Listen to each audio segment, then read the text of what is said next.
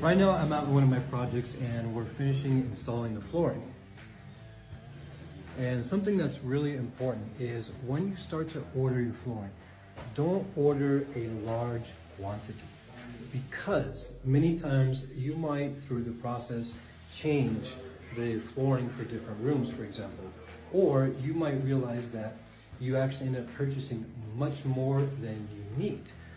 Because, for example, when you look at the size of your apartment, let's say that they say, okay, your apartment is 120 square meters. That doesn't mean you order 120 square meters of material. In fact, the actual living area might only be 60 square meters. So it's a lot easier to purchase maybe 30% of the material that you need, and then as you are doing your construction, you order more.